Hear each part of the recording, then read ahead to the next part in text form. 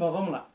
Gente, é o seguinte, vocês que são dos terceiros anos, nós estávamos, antes da paralisação, melhor, da pandemia, dessa quarentena, nós estávamos trabalhando um tema que já estava bastante adiantado, né? Eu lembro que cada sala já tinha se desdobrado no desenvolvimento de diversas atividades sobre esse tema, né?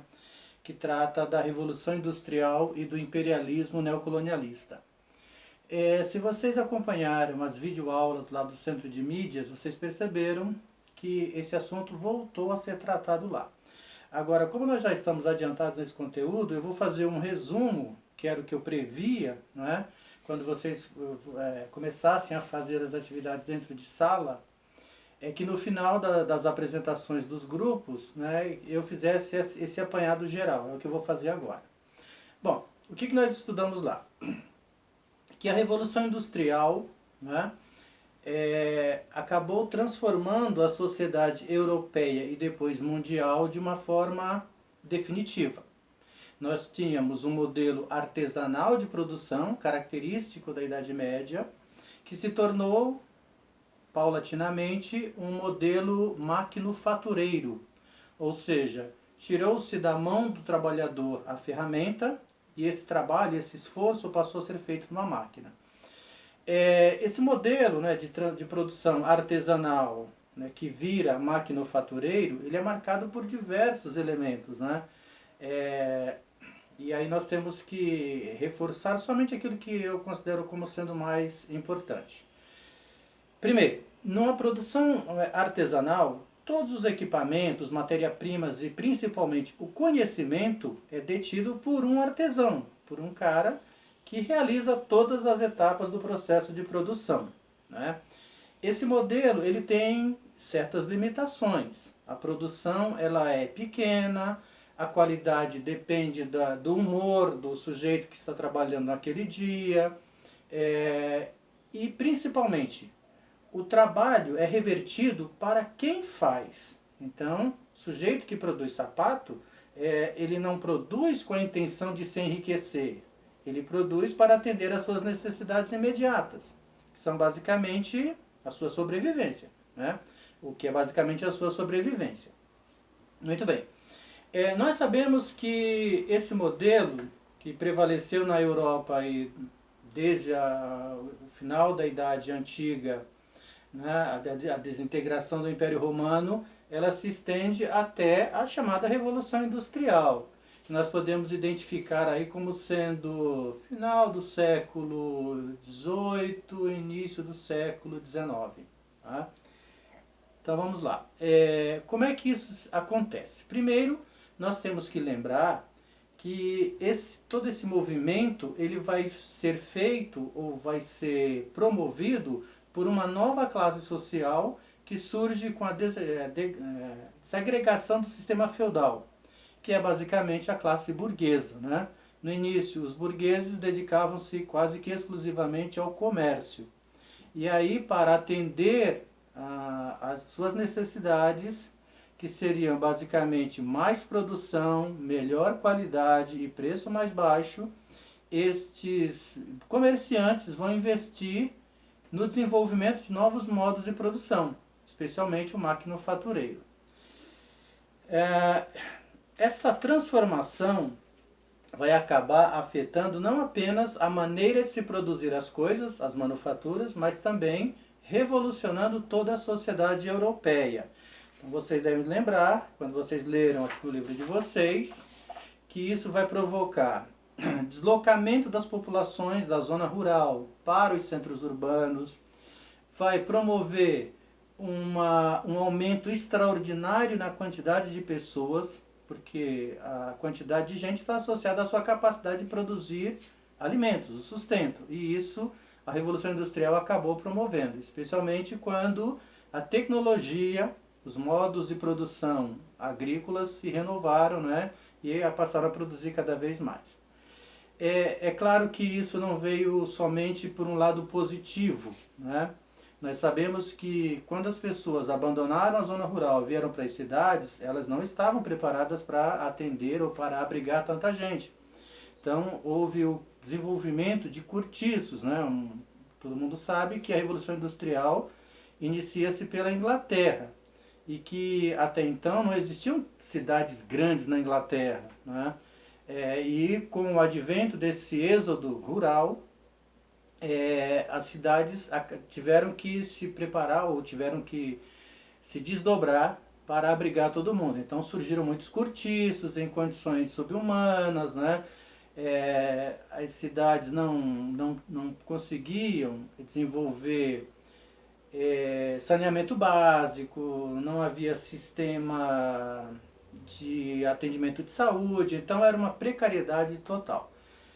E principalmente, né, como as fábricas se localizam nos centros urbanos, e essas pessoas estão lá nessas cidades em busca de emprego, o que nós vamos perceber é que a quantidade de pessoas se oferecendo para trabalhar era muito maior do que a capacidade de atendimento por parte das fábricas. Aí começa uma relação de exploração, porque o empresário, como ele tem disponibilidade de mão de obra, então ele impõe as piores condições, salários baixíssimos, jornadas extensas de trabalho, condições insalubres nas fábricas e exploração total.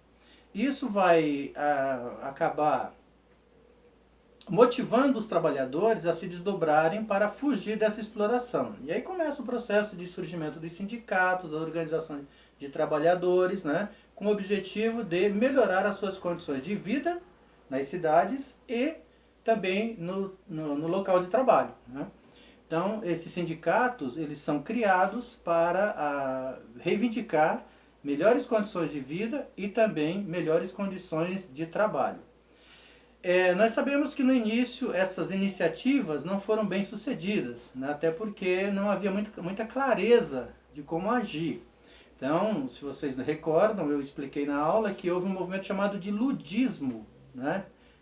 Nome tirado em tese, um dos líderes iniciais dessas revoltas de trabalhadores, um tal de Lud, né, da ludismo. Pois bem, esses camaradas achavam que o responsável por sua situação de miséria e de exploração eram as máquinas. Então eles invadiam as fábricas e quebravam as máquinas, né? Claro que isso não resolveu o problema, tá? Porque o problema é de nova organização do trabalho, baseado na exploração. E aí os sindicatos foram evoluindo, né? Foram tendo mais clarezas do que realmente era fundamental, até concluírem que não bastava a ação individual de um sindicato lutando pela solução dos problemas daquela categoria profissional ou daquela fábrica. Que, na verdade, a coisa seria mais eficiente e mais representativa se eles conseguissem mudar as leis. Então, daí essa transição do sindicato de deixar de representar apenas uma categoria profissional para exercer impressões sobre os políticos para mudarem as leis. E daí vem o desenvolvimento e o surgimento de uma série de novas regras, novas leis para atender às necessidades dos trabalhadores. Então, limitação da jornada de trabalho, estabelecimento de salário mínimo, né? Criação de uma série de benefícios de proteção aos trabalhadores. Muito bem, essa Revolução Industrial, que começa na Inglaterra, ela é dividida em fases. Na primeira fase é marcada por algumas características. Por exemplo, está restrito à Inglaterra, está direcionada ao desenvolvimento da produção têxtil, né, basicamente na produção de tecidos, utilizar o ferro como matéria-prima na produção das máquinas e o uso da energia a vapor. Claro que tudo isso tem explicação, né? A Inglaterra foi o primeiro país a reunir essas condições e a ter uma burguesia interessada no desenvolvimento de uma produção mais eficiente, ok? Aumentou-se a produção, né? Melhorou-se a qualidade dos produtos e os preços baixaram. E isso traz novas demandas, como por exemplo a introdução ou a desenvolvimento, ou ainda mais, era necessário que novos ou que outros setores também se desenvolvessem para atender às necessidades dessa produção que é cada vez maior. Então, do que adianta uma fábrica produzir quantidades enormes, né, se na hora de transportar essa mercadoria, eles devem se utilizar de lombo de animais? Não dá certo. E aí, então, um grande esforço foi feito para que os meios de transporte também se desenvolvessem. E aí surge o barco a vapor, surge a locomotiva, né, e por fim, no final do século XIX, o automóvel. Outro setor que também se desenvolveu foi o das comunicações, porque era necessário que o produtor tivesse contato rápido com o seu consumidor. E para atender a essa nova demanda foi desenvolvido o telégrafo, depois o telefone e novos meios de comunicação. Muito bem, essa revolução industrial, né, que começa na Inglaterra nessa primeira fase, quando ela chega na segunda fase, ela ganha novas características. Como, por exemplo, as fábricas não se utilizam somente do ferro como matéria-prima das máquinas, né? Surge aí, por conta do esforço da ciência, uma nova liga, o aço, que para as necessidades das máquinas atendia uma situação, uma condição melhor, né? Então, paulatinamente, as fábricas vão deixar de utilizar máquinas feitas de ferro para serem produzidas feitas de aço. A matéria-prima, que antes era basicamente a lã de carneiro usado para a indústria têxtil, vai ser substituída aos poucos pelo algodão. Não se produz mais somente tecidos nessa segunda fase, né? Então esse modo de produção maquinofatureiro vai se estender por outros setores, especialmente do alimento, né, da indústria química, né, outros setores que podem ser atendidos por esse novo modelo. Praticamente também não se utiliza mais a energia a vapor, porque ela tem sérias limitações, né? O desenvolvimento tecnológico vai promover o surgimento da energia elétrica, e aí aos poucos as fábricas param de usar o carvão mineral como fonte de energia na produção do vapor para utilizar-se da energia elétrica. Muito bem, depois foi falado para vocês sobre os modelos de desenvolvimento da produção e de otimização, né, da linha de produção. Foi falado basicamente do Taylorismo e do Fordismo. O que é essa teoria chamada de Taylorismo? É a ideia de que é possível você otimizar o trabalho de um operário se você conseguir aplicar métodos científicos nas ações dele. Então, você acaba direcionando esse operário para realizar tarefas com tempo determinado, né, exigindo dele máxima atenção, né, de que ele não fuja daquilo que é determinado pelo seu chefe na linha de produção. Baseado nesse modelo, o Henry Ford, né, vai montar nos Estados Unidos uma empresa, a Ford, que se dedica à produção de automóveis. E lá ele, utilizando-se dessa teoria do Taylor, né, vai montar dentro das suas fábricas sistemas de linhas de produção que vão ser mais eficientes. Então, ao invés do carro ser montado, né, de uma forma desorganizada ou com vários operários trabalhando em cima de um modelo só, ele vai acabar desenvolvendo as chamadas linhas de montagens, as esteiras rolantes, né? Então, quem anda é o chassi do carro, que vai passando por setores onde peças são incorporadas ao automóvel. Então, isso vai otimizar a produção. Pois bem, tudo isso vai levar à formação de empresas, não mais somente na Europa, mas principalmente na Europa, mas já na segunda revolução, na segunda fase da Revolução Industrial, esse modelo de produção atinge outros continentes. Então você vai ver um desenvolvimento industrial no Japão, né, desenvolvimento industrial na Inglaterra, além da Europa. E o surgimento de enormes conglomerados empresariais, né? Então, no início, a ideia do sistema capitalista é de que deveria se promover a concorrência entre empresas. Só que quando essas empresas se tornam gigantescas, elas vão agir contra as características do próprio sistema capitalista. Então surgem, por exemplo, as holdings, né? Quando uma empresa ela agrega outras menores, né? e passa a ter controle sobre elas, normalmente tendo controle ou influência exagerada sobre um determinado setor da produção. Também o trust, né?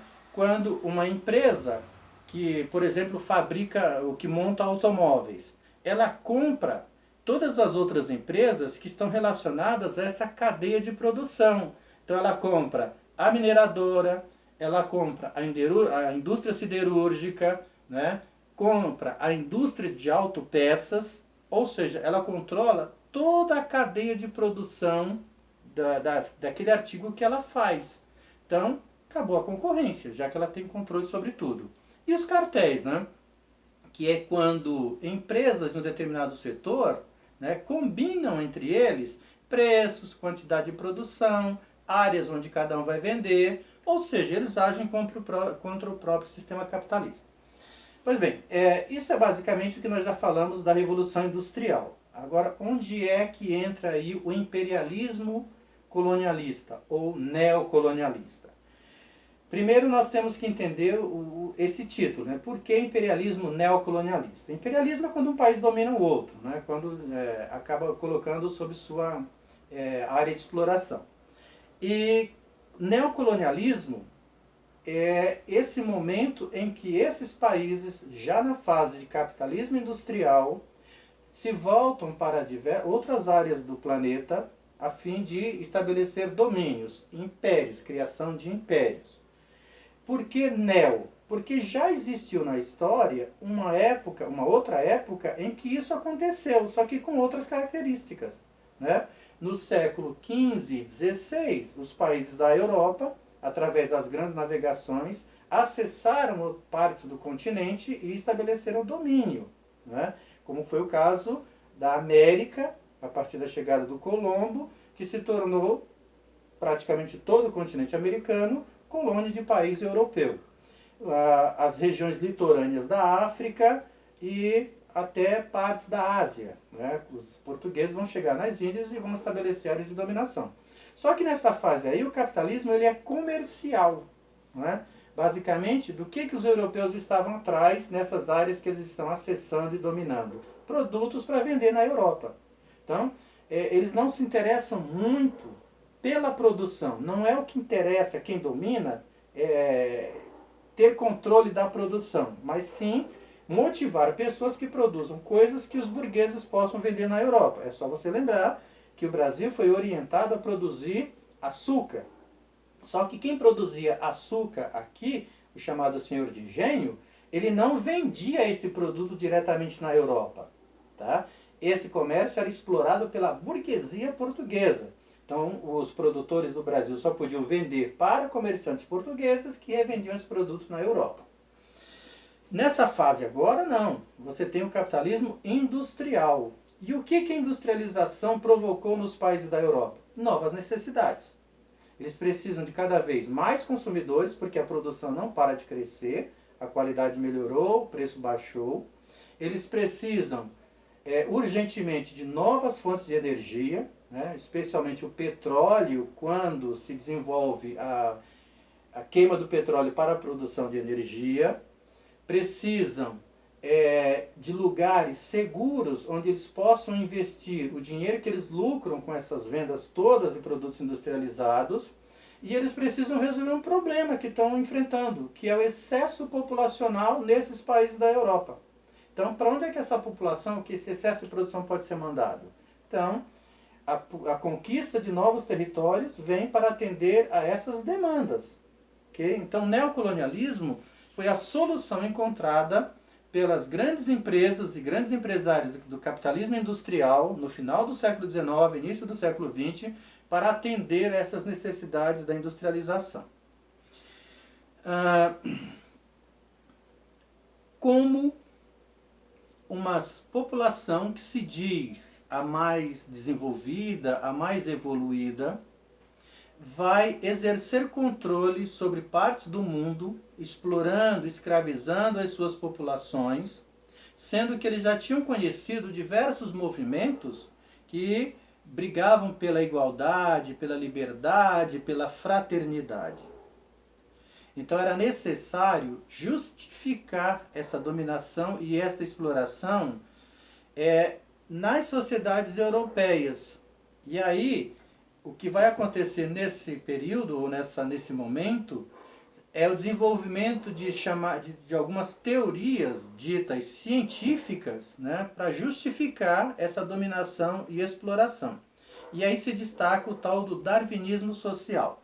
Quem assistiu a aula do Centro de Mídias, né, as professoras ficaram muito em cima desse tópico nessa última aula, né, explicando o que é o darwinismo social. Bom, vem da ideia, da teoria do Darwin de evolução das espécies.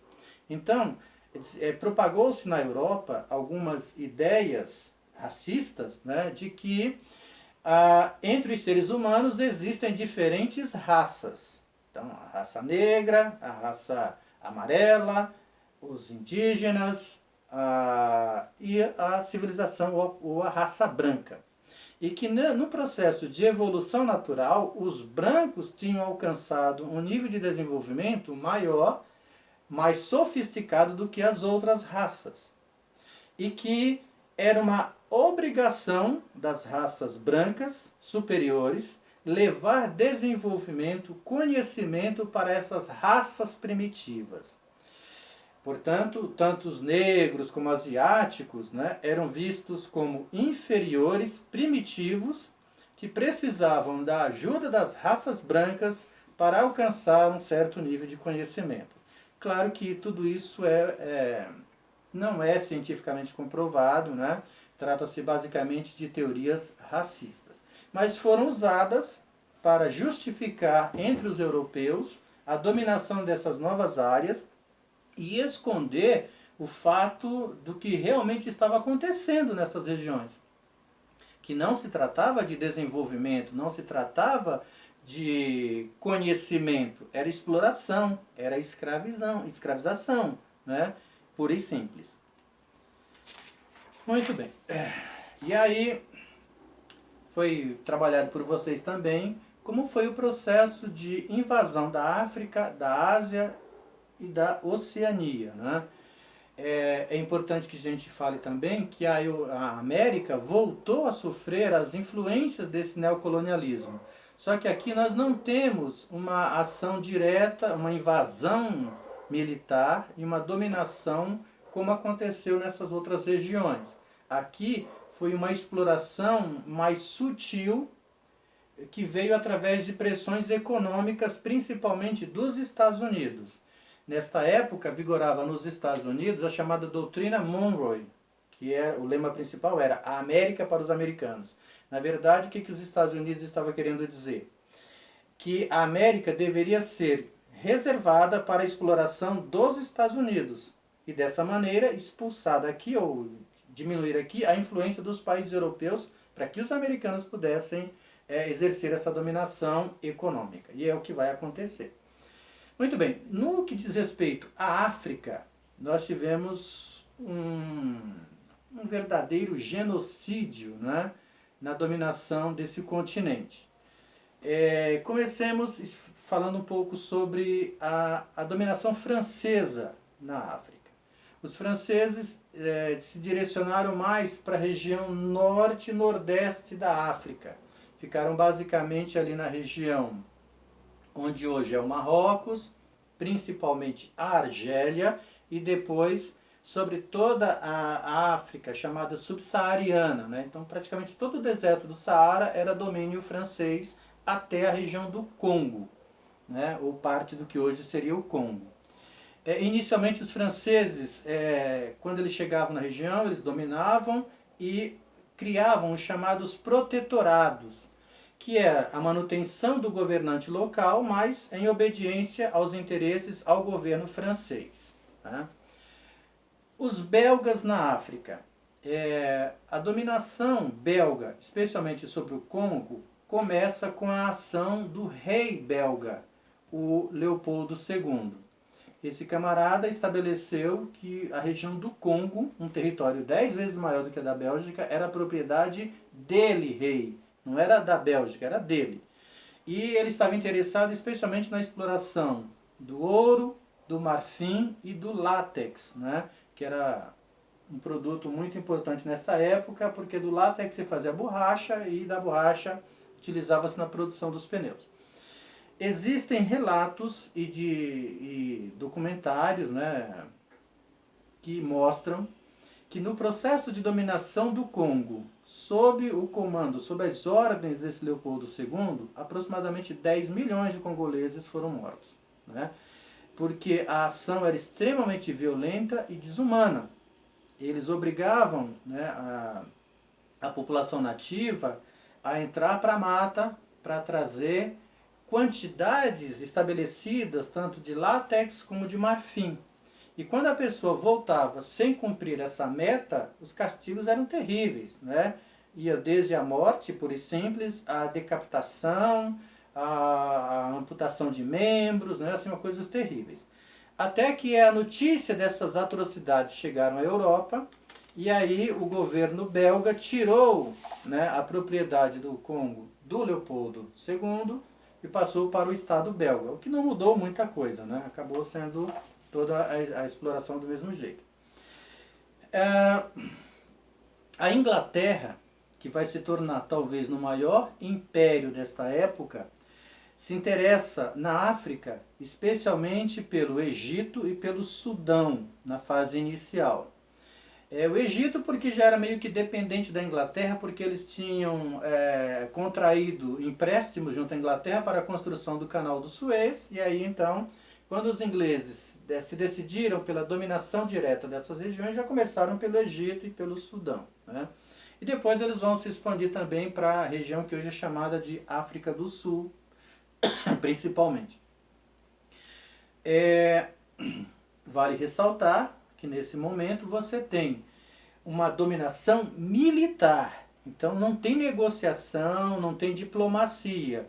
Então as partes desses territórios foram dominados utilizando-se basicamente da ação militar. Além desses países já citados, nós temos também a presença de portugueses na África, né? Desde a primeira fase de colonização, os portugueses se estabeleceram em Angola, Moçambique, né? As ilhas de Cabo Verde, que continuaram sendo propriedade deles. A Espanha também, né? se apropriou de parte do Marrocos, né? E de parte do chamado Rio de Ouro, né? Que fica ali no norte da África. Pois bem, o que se percebe até aí? Que os países da Europa estão indo para cima da África, né, numa corrida imperialista, e estão invadindo territórios cada vez mais para dentro do território africano, mais para o interior da África, coisa que lá no século XV e XVI eles ficavam basicamente na zona litorânea. E essa corrida acabou gerando preocupações entre os governos europeus, principalmente porque isso poderia levar à predominância de um país, né? Ou seja, se um país só dominasse mais territórios do que o outro, isso poderia provocar um desequilíbrio entre as potências europeias. Então, um país, por ser mais rico do que o outro, teria um exército maior e se tornaria uma ameaça para os mais fracos. Então, para evitar que um país só se apoderasse de tudo, entre 1884 e 1885, foi feita em Berlim a chamada Conferência de Berlim para estabelecer critérios sobre a ocupação, sobre a invasão e ocupação da África. Qual era o objetivo básico desta conferência? Evitar que um país só dominasse territórios muito maiores que os outros e permitir o acesso de todos os países imperialistas a territórios na África. Então, o que foi decidido lá, basicamente? Que deveria se garantir a livre navegação pelos rios Congo e Níger, né? Que houvesse liberdade comercial na bacia do rio Congo, né? Determinar que uma nação europeia só teria direito sobre o território africano se comunicasse a ocupação às demais nações europeias, conceder direitos especiais de proteção aos missionários e exploradores europeus. Não podemos esquecer que os missionários também vieram nessa onda, né, com a desculpa de levar para essas populações primitivas a fé cristã, né? de convertê-los a uma religião que eles também consideravam superiores às práticas religiosas nativas, né? Fixar regras para futuras ocupações, especialmente nas costas da África. Então, a partir daí, criou-se critérios, né, para estabelecer essa divisão do mapa colonial africano.